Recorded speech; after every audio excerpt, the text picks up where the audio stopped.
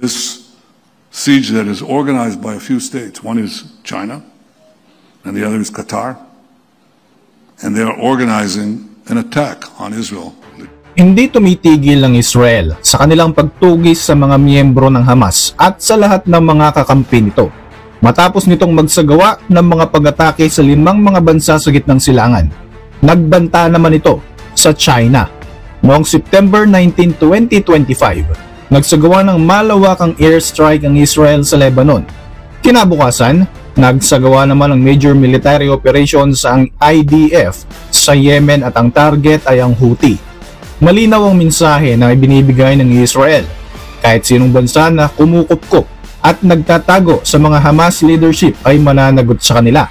Ayon pa sa Israel, ang mga matataas na pinuno ng Hamas ay kinukupkup di umano ng Beijing, China.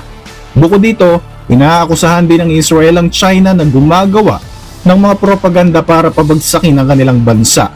Dahil dito, ipinapahiwatig na ng Israel na malaki ang posibilidad na magsasagawa na rin sila ng mga pag-atake laban sa China. Ako po si Royzen, welcome sa Kian Thoughts. Kung hilig mo ang mga ganitong uri ng videos, mag-like at mag-subscribe para lagi kang updated sa ating mga susunod na upload. Mula sa operasyon ng Haifa Port at pag-install ng surveillance systems hanggang sa pagtulong sa Iran at ang pagpapalaganap ng mga anti-Israel propaganda, mas lalong tumitindi ang posisyon ng China mula pa noong October 7. Ayon sa mga eksperto, dapat nang magising ang Israel bago pa mahuli ang lahat. Sa mga nakaraang taon, naging isa na ang China sa pinakamakapangyarihang bansa sa mundo, lalo na pagdating sa ekonomiya, teknolohiya at seguridad. Pero pagdating sa relasyon nito sa Israel, tila mas komplikado at mas nakakabahala ang mga sitwasyon. Matagal nang pinili ng Israeli officials na wag nang palakihin pa ang tensyon sa Beijing. Pero nagbago ito nang mismong si Prime Minister Benjamin Netanyahu ang nag-akusa sa China na nagsasagawa ito ng isang cognitive battle laban sa Israel. Sa likod ng mga pahayag na ito, nakapasok na pala ang China sa mga critical infrastructures ng Israel.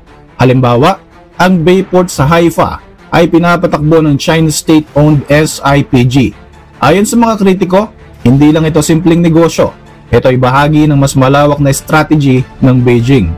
Ayon kay Dr. Harold Menashri, dating opisyal ng Shin Bet Cyber Division, ang critical infrastructures ay hindi dapat napupunta sa kamay ng mga bansang may interes na pabagsakin ng Israel. Dahil sa oras ng kaguluhan, maaaring hadlangan ng China ang mga operasyon o makakuha ito ng mga sensitibong impormasyon ng gobyerno. Bukod dito, naka-install din sa Israel ang mga kamera na gawa ng isang Chinese company na blacklisted sa US na bahagi ng Hawkeye surveillance system. Pati ang Tel Aviv Light Rail Project, meron ding mga Chinese firms na sangkot. Gayunpaman, binaliwala ang mga warning na ito ng mga dating matataas na opisyales kagaya ni Nadav Argaman na dating Shin Bet chief at Tamir Heyman na ex-military intelligence head. Sila ang nagsabing hindi raw direktang banta sa seguridad ng Israel ang lumalaking impluwensya ng China. Mas tumindi na nga ang tono ng Beijing laban sa Israel matapos ang naganap na October 7, 2023 Hamas attack at kasunod ng naging digmaan sa Gaza. Tinanggihan ng China sa UN Security Council ang resolusyong kumukundina sa Hamas at sila pa mismo ang nag-akusa sa Israel ng collective punishment at forcible displacement. Lumabas din sa investigasyon ng New York Times na sabay-sabay na nagsasagawa ng mga propaganda ang mga bansang China, Russia at Iran para suportahan ang Hamas operation, kabilang na mga anti-Semitic at anti-American narrative online. Samantala, bumagsak sa 28% ang Israeli exports papunta sa China sa unang bahagi ng 2025. Hindi rin may kakaila ang koneksyon ng China sa Iran. Noong 2021, pumirma nga sila ng long-term military at economic pact. Pagsapit ng 2023, ang halos lahat ng oil exports ng Iran ay binibili ng China na nagbibigay dito ng bilyong-bilyong dolyares na pondo para sa ekonomiya ng Tehran. Nagsagawa rin sila ng mga joint naval exercises kasama ang China, Iran at Russia. Lalong nakakabahala ng ma-recover Ang lalong nakakabahala ay nang ma-recover ng Israeli forces ang mga Chinese-made rifles, machine guns at anti-tank weapons sa Gaza. May pangamba na tinutulungan ng Beijing ang Iran para buuin muli ang mga missile defenses nito matapos nga itong sirain at bombahin ng Israel. Hindi lamang sa armas at infrastruktura aktibo ang Beijing. Sa pamamagitan ng Confucius Institute sa Tel Aviv University at Hebrew University, pinapalaganap ng China ang kanilang kultura at wika sa Israel, pero iniuugnay din ito sa political influence and espionage. Pati ang Israel's Technion, nakipag-deal na rin sa Chinese billionaire na si Li Ka-shing para magtayo ng campus sa China kapalit ng 130 million donation. Ang kanilang usapan, bibigyan ng access ang China sa Israeli intellectual property. Samantala, babala ng mga eksperto, mayroong backdoors sa ilang mga produktong galing sa Huawei at ZTE at sa ilalim ng batas ng China, obligadong i-turn over ang mga access na ito sa gobyerno. Sa social media, partikular na sa TikTok na pagmamayari ng China, bumabaha ng anti-Israel content simula nang sumiklab ang digmaan. Ayon kay Minashri, sa bawat isang pro-Israel video na lumalabas, may mga 50 pro-Hamas na kasunod. Nagugat din sa politika ng Israel ang agresibong kilos ng Beijing.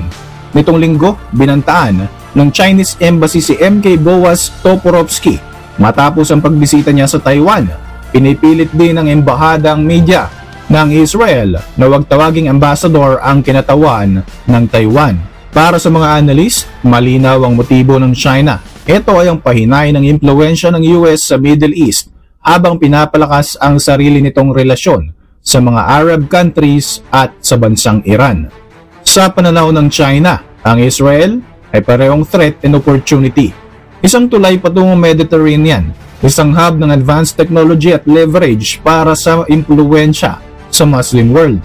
Pero lumalalim ang tensyon sa kasalukuyan.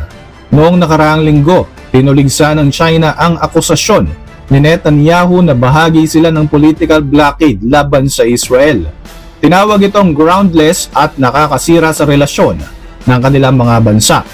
Bilang tugon, sinabi naman ni Netanyahu na pinopondohan ng China at Qatar ang isang media blockade laban sa Israel gamit ang mga social media platforms. Agad namang naglabas ng pahayag ang Chinese Embassy at nagsabing ang tunay na problema ay nasa polisiya mismo ng Israel. Habang tumatagal ang gera sa Gaza, lumalala rin ang humanitarian crisis. Ayon sa Hamas-run Gaza Health Ministry, mahigit sa 64,000 na ang napapatay o nawawala bagamat hindi malinaw kung ilan rito ang mga sibilyan at ilan ang Hamas member.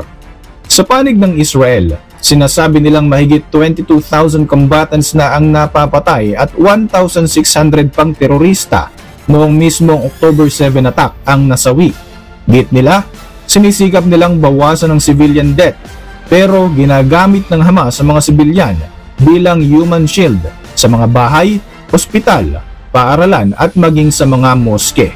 Habang lumalawak ang impluwensya ng Beijing sa Israel, mula infrastruktura, armas, akademya at hanggang sa propaganda, mas nagiging malinaw ang geopolitical play ng China sa pagbibigay ng hint ng Israel sa posibilidad ng direktang military confrontation laban sa China. Handa kaya sila sa hamon na ito mula sa ikalawa sa pinakamalakas na bansa sa buong mundo?